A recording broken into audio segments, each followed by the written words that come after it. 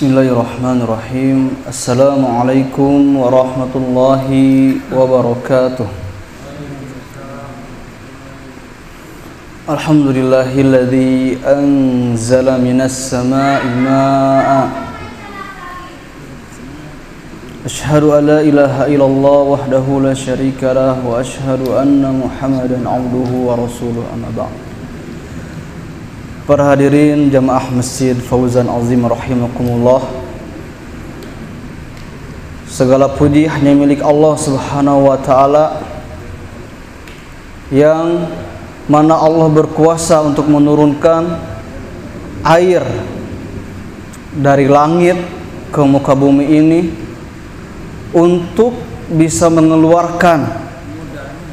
menumbuhkan tumbuhan-tumbuhan yang ada dalam perut-perut bumi ini, yang mana dengan perantara itulah kita bisa makan, kita bisa minum, kita bisa menikmati nikmat-nikmat yang ada di dunia ini. Ini merupakan nikmat yang berharga, anugerah yang besar, dan kita patut untuk mensyukurinya. Jangan sampai hujan ini menjadi penghalang kita untuk menyurutkan langkah kita ke masjid ini. Dan hanya dengan hidayahnya, hanya dengan limpahan rahmat dan inayahnya, kita bisa melangkahkan kaki kita untuk bersama-sama sholat berjamaah di masjid yang mulia ini, insyaallah. Yang mana telah kita ketahui bersama bahwa Ibnu Qayyim itu membagi nikmat kepada dua macam. Ini ilmu baru bagi saya, yang saya dapat dari Ustaz Taufik kemarin, bahwa an-ni'matu nau'an. Nikmat itu ada dua macam ternyata. An-ni'matu al-muqayyadah dan an-ni'matu al-mutlaqah. Nikmat yang mutlak ini nikmat yang ada kita nikmati dalam hati kita masing-masing, yang telah kita bahas kemarin sama Ustaz Khairul Anwar. Kita harus syukur akan nikmat al-mutlaqah ini, nikmat iman, nikmat Islam, yang kita bisa bahagia selamanya di dunia maupun di akhirat ini dengan modal, dengan nikmat al-mutlaqah ini. Akan tetapi Allah juga memberikan kepada kita nikmat al-muqayyadah, nikmat yang ada batasnya, nikmat kesehatan, nikmat waktu, nikmat kesempatan, nikmat kita bisa berkumpul dengan orang-orang soleh. Ini merupakan nikmat yang harus kita syukuri. Mudah-mudahan dengan kesyukuran ini kita ditambahkan dengan berbagai limpahan nikmat-nikmat yang Allah telah janjikan kepada kita semuanya. La in syakartum la azidannakum wa la in kafartum inna azabi lasyadid. Jikalau kita mau bersyukur, Allah pasti akan tambah kenikmatan. Dan jikalau kita malah kufur nikmat, Allah akan menyiksa barang siapa kita kufur akan nikmat dari Allah Subhanahu wa taala. Waliyadzubillah. Para hadirin jamaah rahimakumullah, ternyata tantangan dakwah ini berat, yang mana dakwah ini menjadi tugas para nabi dan rasul dari zaman Nabi Adam sampai khatamun al-anbiya Nabi Muhammad SAW.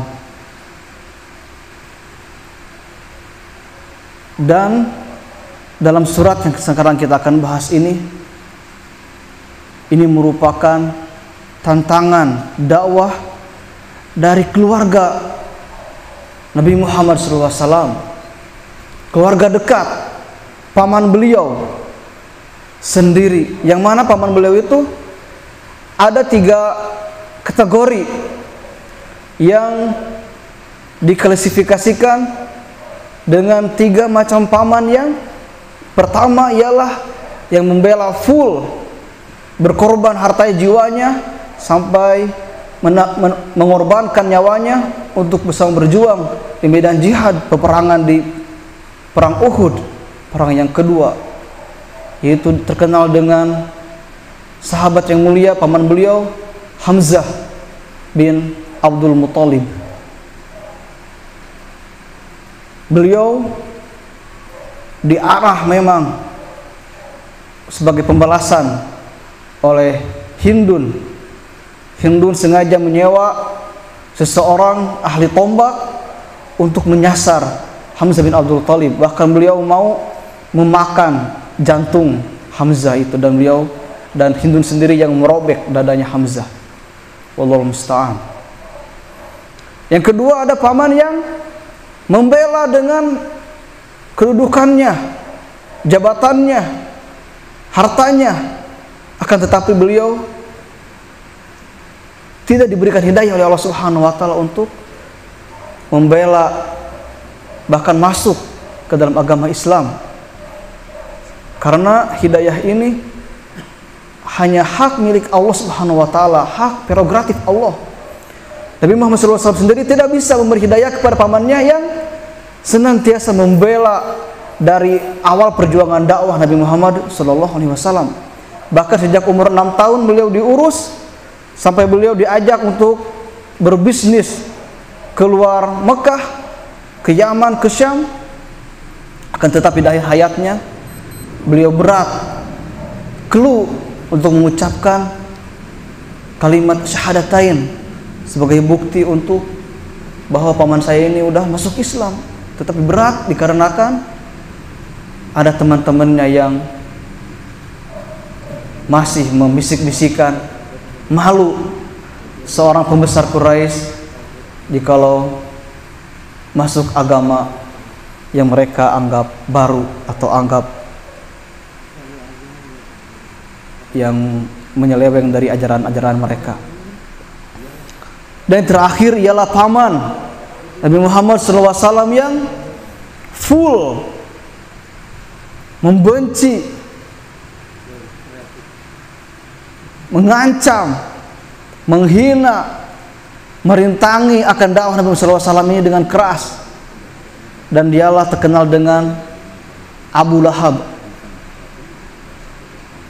yang mana kita akan bahas, yang Allah sengaja disimpankan dalam surat Al-Lahab ini, diabadikan sampai akhir zaman supaya kita bisa mengambil pelajaran ibrah, supaya kita tidak bisa atau tidak ingin mengikuti langkah-langkah para penghalang dakwah syariah Islam ini. Para hadirin rahimakumullah, sebelum kita membahas ke dalam surat atau tadaburnya, mari kita sama-sama membaca dulu untuk mengawali pembahasan surat Al-Lahab ini atau surat Al-Masad. Sama-sama Pak kita baca dengan rosnya. Pak Jamil mohon arahannya. A'udzu billahi minasy syaithanir rajim. Bismillahirrahmanirrahim. Tabbat yada abi lahabin wa tabb. Ma agna anhu maluhu wa ma kasab. Sayasla naran zata lahab. Wa imra'atuhu hammalatal hatab. Fi jidha hablum min masad. Shadaqallahul azim. Maha benar Allah akan firman yang telah kita bacakan tadi. Tabbat yada abi lahabi wa tabb. Tabbat, binasalah, celakalah. Yada ini merupakan isim musanna yang isim mufradnya yaitu yadun.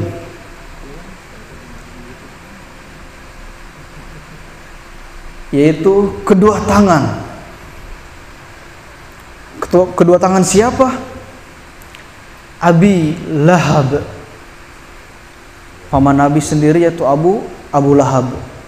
Wa tab, dan sesungguhnya dia benar-benar akan binasa. Ini merupakan ancaman dari Allah Subhanahu wa taala bahwa benar-benar Abu Lahab ini akan binasa, sebinasa-binasanya. Karena di sini memakai maf'ul mutlak. Maf'ul yang memberi penguatan, takkid. Benar-benar celaka. Tabat yada abi lahabi wa tab. Benar-benar akan celaka. Ma agna anhu maluhu wa ma kasab. Ma ini merupakan harfu nafi yang meniadakan. Tidaklah agna anhu berfaidah kepadanya atau bermanfaat kepadanya maluhu, harta bendanya, wa ma kasab, dan segala apa yang dia usahakan. Semua harta usaha yang dikerjakan oleh Abu Lahab tidak akan bisa memberi faidah kepadanya. Ini ancaman dari Allah Subhanahu wa taala. Yang ketiga, sayasla naran dzata lahab. Kelak dia akan dimasukkan ke dalam api yang bergejolak. Sayasla naran dzata lahab. Di sini memakai sin supaya huruf mudhari'nya ini dengan secepat mungkin.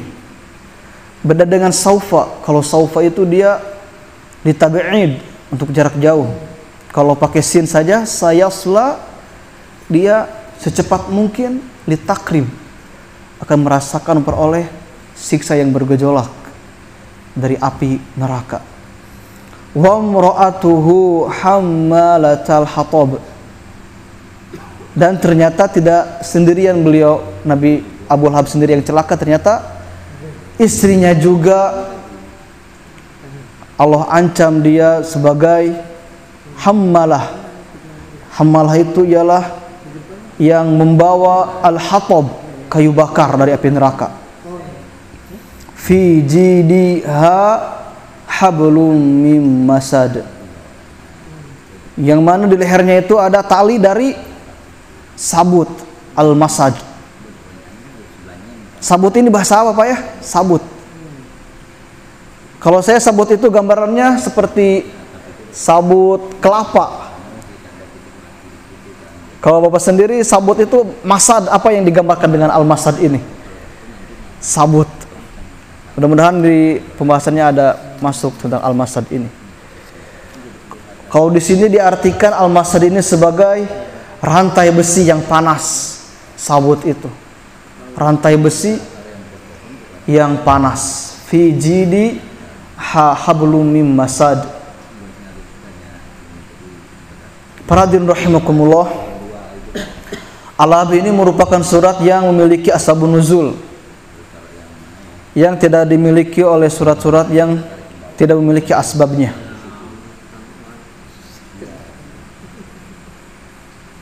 Yang mana surat ini diabadikan dalam hadis riwayat Ibnu Abbas yang merupakan sebab turunnya ayat Al-Masad ini. An Ibnu Abbasin anna Nabiyya sallallahu alaihi wasallam, dari Ibnu Abbas, sungguhnya Nabi Muhammad sallallahu alaihi wasallam kharaja ilal batha fasa'ida ilal jabal fanada ya sahabahu fajtama'at ilaihi Quraisy faqala ara'aytum in haddastukum annal aduwa musabbihukum aw mumassikum akuntum tusaddiquni qalu na'am qala fa inni nadhirun lakum baina yaday adzab asyadid. Faqala Abu Lahab alihada jama'tana tabban laka. Fa anzalallahu azza wa jalla tabbat yada abi lahab wa tab ila akhirih. Yang mana artinya ialah dari sahabat yang mulia Ibnu Abbas. Beliau anak dari sahabat yang mulia juga Abbas, yang merupakan paman dari Nabi Muhammad SAW juga. Radhiyallahu anhuma, beliau berkata menceritakan tentang asbab nuzul ini, bahwa satu hari Nabi Muhammad SAW keluar menuju Batha. Kemudian beliau naik ke bukit Al-Jabal seraya berkata, wahai sekalian manusia. Beliau memanggil kaum penghuni Mekah untuk berkumpul. Maka orang-orang kafir Quraisy, orang-orang Quraisy secara umum berkumpul dan mereka bertanya, bagaimana sekiranya aku mengabarkan kepada kalian bahwa ada musuh di balik bukit ini, akan segera menyergap dan akan menyerang kalian? Apakah kalian akan membenarkanku?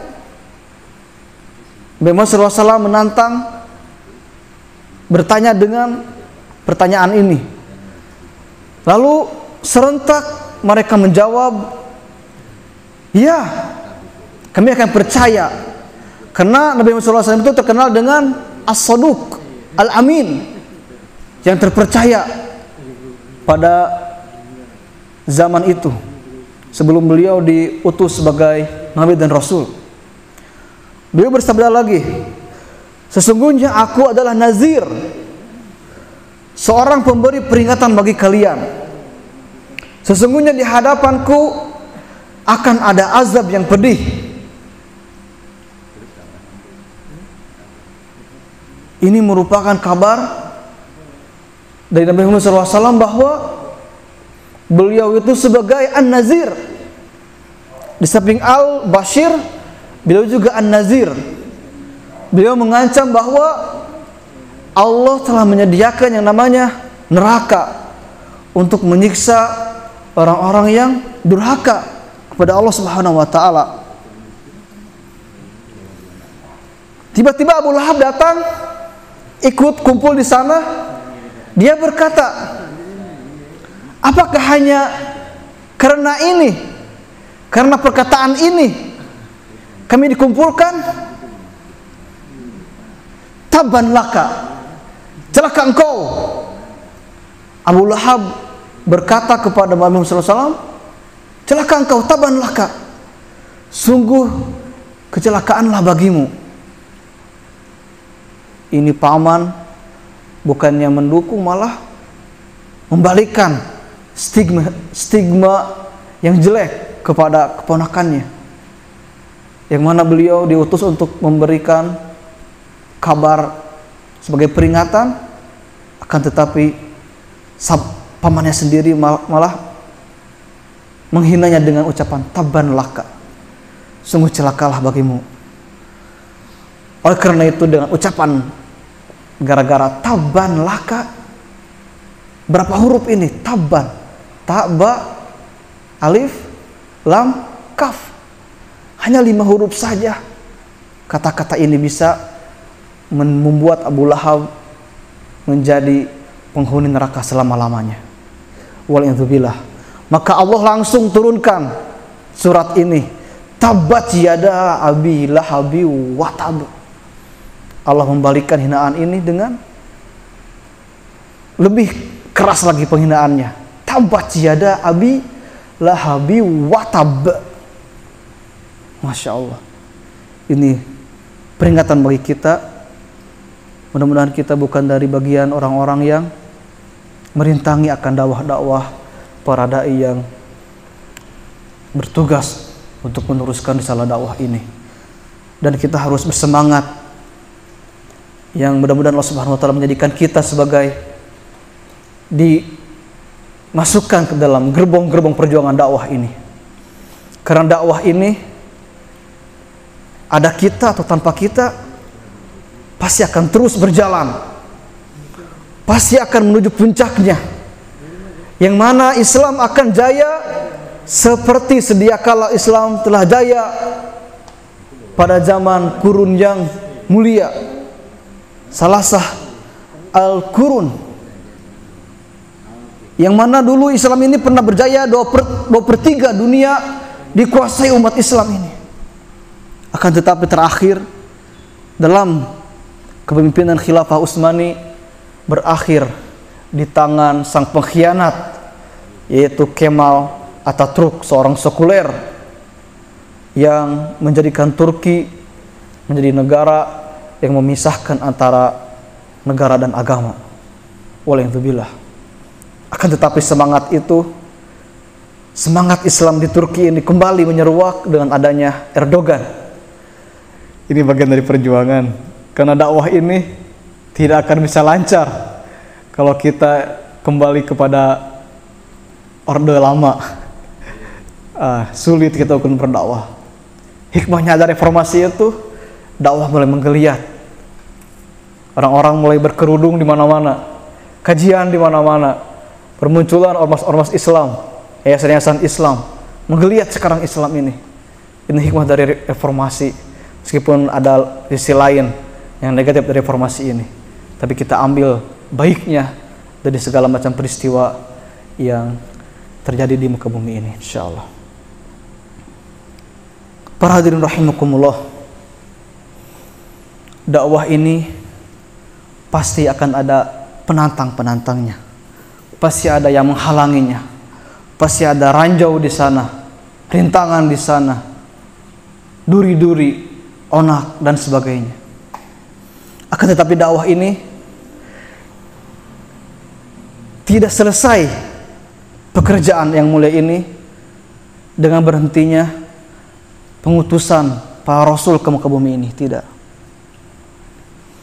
Semua para nabi dan rasul itu tugas intinya ialah sebagai ad-da'i ilallah, mengajak kepada Allah Subhanahu wa taala. Akan tetapi jangan sampai ketika wafatnya Nabi Muhammad SAW ini terhenti juga tugas dakwah ini.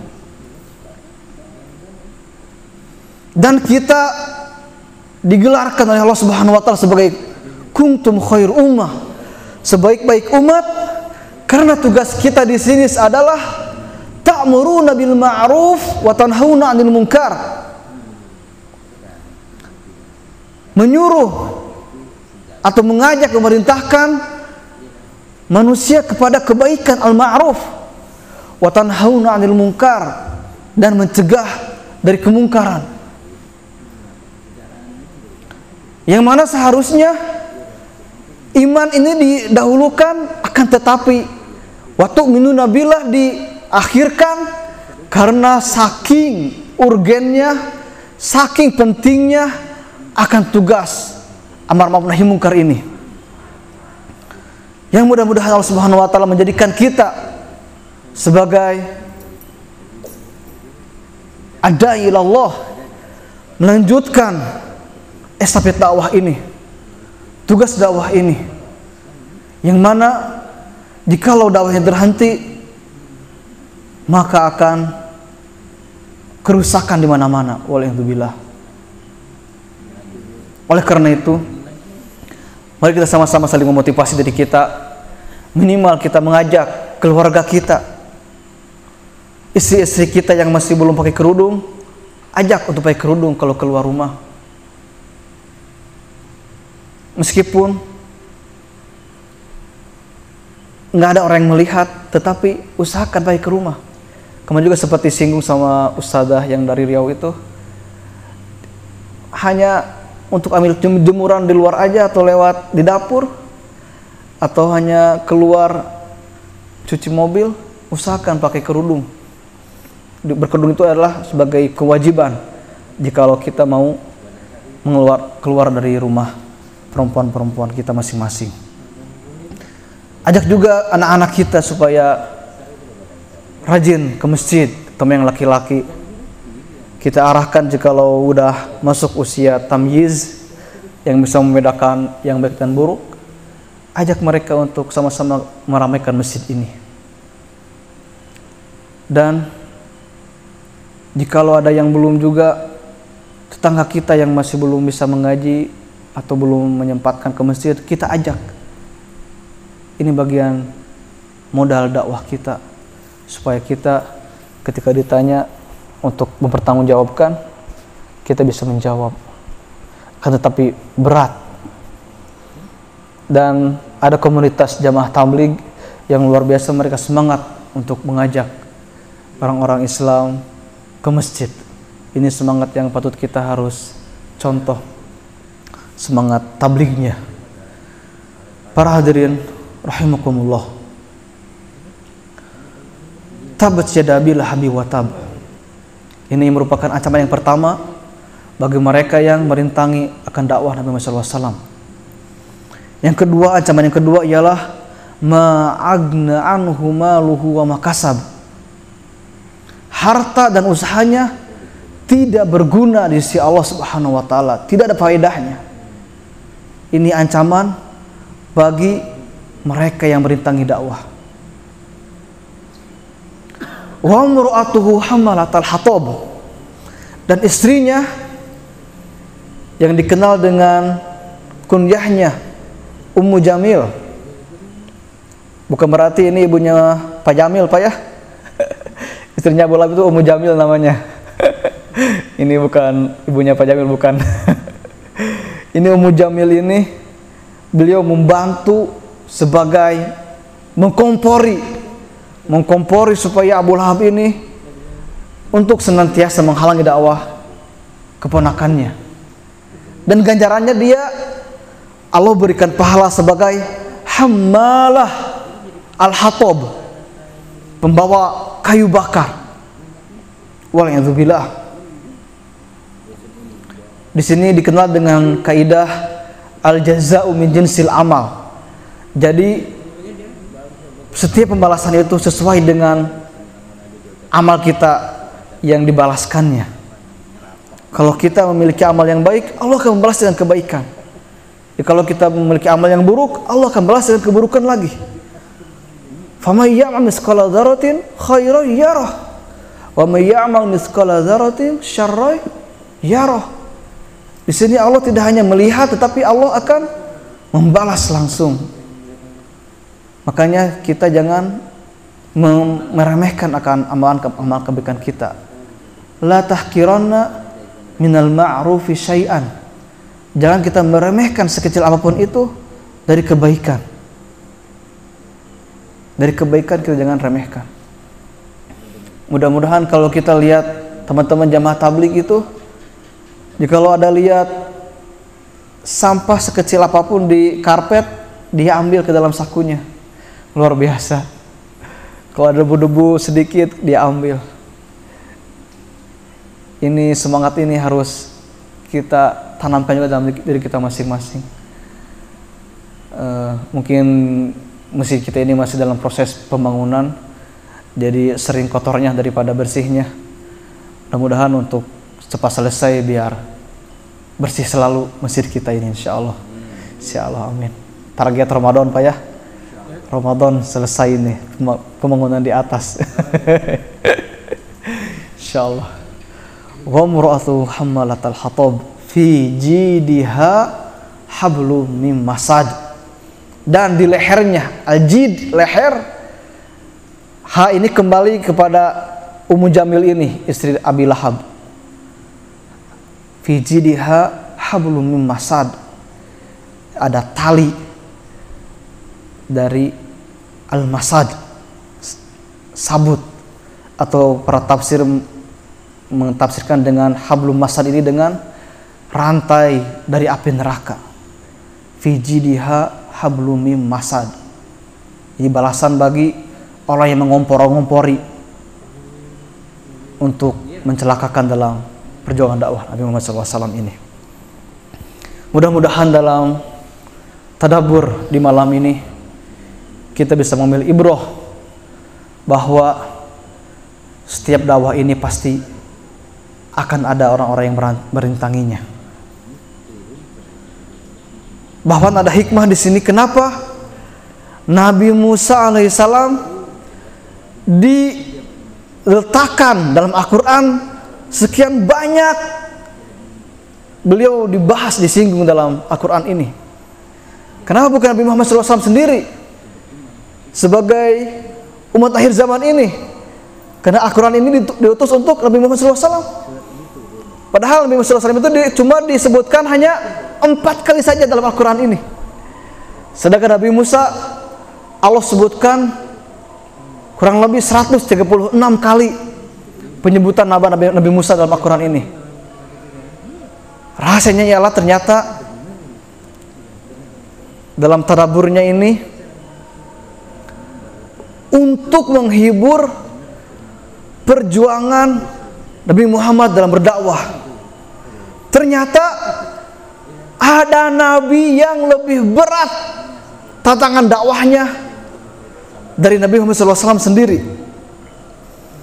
Bayangkan, Nabi Musa ini Allah utus untuk berdakwah kepada yang namanya Fir'aun, raja Ramses yang kedua di Mesir. Ini merupakan raja yang bengis, yang dia sangat nyeleneh sekali dan songong pada Allah Subhanahu wa taala dan mengaku sebagai Tuhan. Ana rabbukumul a'la. Saya Tuhan kalian yang al-a'la, yang tinggi. Dan ternyata Nabi Musa ini pernah diurus oleh Fir'aun sendiri dalam asuhan Asiyah, istrinya. Karena Asiyah ditakdirkan tidak memiliki anak. Dengan sebab Nabi Musa dialirkan ke dalam di sungai Nil. Terus singgah di kerajaannya Nabi Fir'aun, Raja Fir'aun, dan Asiyah yang merawatnya sampai besar. Ceritanya secara singkat, tidak ada yang mau menyusuinya. Ternyata ibunya sendiri yang bisa menyusui Nabi Musa alaihissalam. Sampai membesar, beliau sempat ada kasus pemukulan, sampai mati dia pukul. Sempat kabur dari Madian, dan beliau ternyata dijodohkan dengan anak seorang nabi, yaitu Nabi Syuaib. Dengan perantara hanya menolong mengambilkan air saja. Maharnya ialah bekerja selama 7 ditambah 3 tahun untuk bekerja pengabdian sebagai mahar kepada Nabi Syuaib. Terus beliau diamanahkan tugas untuk mendakwahi bapak angkatnya sendiri, Fir'aun. Luar biasa tantangannya. Dan ini sangat berat, bahkan di akhir penghujung Musa versus Fir'aun ini di Lautan Merah, yang mana dengan tawakalnya Nabi Musa sudah pasrah, lautan di belakang, di depannya, di belakangnya tentara Fir'aun udah pasrah. Tapi wahyu turun, idrib biasokal hajar, pukullah dengan tongkatmu ini, sebagai berusaha. Ternyata tawakal ini perlu usaha. Tawakal itu tidak hanya berserah sendiri saja berdoa di masjid sholat, tidak, tetapi tawakal ini perlu usaha. Usaha dengan memukulkannya, dan segeralah terbelah Lautan Merah ini. Nabi Musa dan kaumnya Bani Israel bisa lewat, dan tentara Fir'aun tenggelam di tengah-tengah sungai Nil, Laut Merah.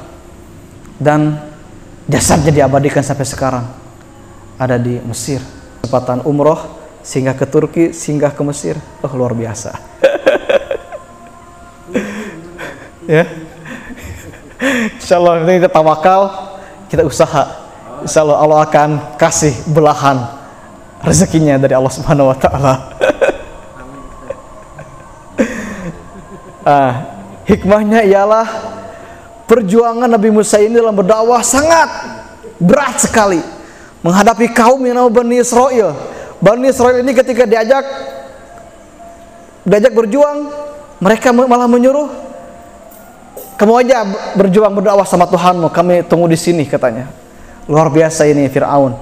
Mereka kaum yang tidak puas dengan makanan surga, amanah wa salwa, mereka malah meminta bawang putih, bawang merah mentimun. Luar biasa ini kaumnya Nabi Musa ini, Bani Israel. Dan sampai sekarang orang Yahudi ini sebagai penentang musuh-musuh Islam sampai sekarang juga. Sampai sekarang mereka masih sebagai pengkhianat dan sebagai musuh abadi sampai akhir zaman kelak. Dan nanti kita akan berperang dengan mereka, yang mana Dajjal lah sebagai pemimpin mereka di akhir zaman nanti. Waliyadzubillah. Mudah-mudahan kita bisa berlindung dari fitnah Dajjal dan kita bisa kesempatan untuk bisa berjuang bersama Nabi Isa untuk berperang dengan Imam Mahdi juga, insyaallah ta'ala. Dakwah ini akan terus berlanjut sampai akhir zaman kelak, ketika Islam akan jaya di akhir zaman. Cukup sekian, semoga ada manfaat gunanya dari tadabbur singkat dalam surat Al-Lahab ini atau surat Al-Masad. Kita sama-sama di sini belajar, bukan berarti saya lebih tinggi ilmunya, tetapi ini bagian dari at-tawasi wa tawassaw bil haqqi wa tawassaw bis sabr. Aqulu qouli hadza wa astaghfiru li wa lakum.